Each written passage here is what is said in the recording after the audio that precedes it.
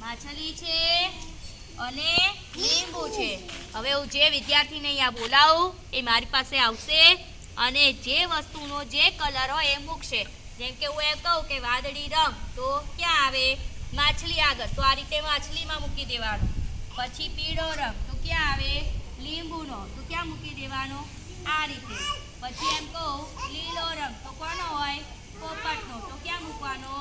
અહીંયા મૂકી દેવાનો। રેડી છો? ચલો હવે હું બોલાવીશ વૃષાલીને। વૃષાલી આવી જા તો બેટા।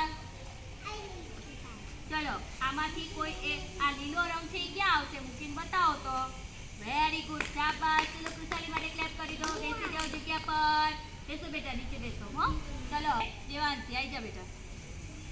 ચલો આ વાદળી રંગ ક્યાં આવશે? સરસ, આને શું કહેવાય? વેરી ગુડ, આ કયો રંગ કહેવાય? મછલીનો કયો રંગ? વાદળી રંગ। કયો? વાદળી રંગ। સરસ, ચલો એના માટે ક્લેપ કરી દો। ચલો હવે આવશે લક્ષ્મી, આવી જા। આ પીળો રંગ ક્યાં આવશે? સરસ, આને શું કહેવાય બેટા? આને કયો રંગ કહેવાય? સરસ, શાબાશ, ચલો ક્લેપ કરી દો।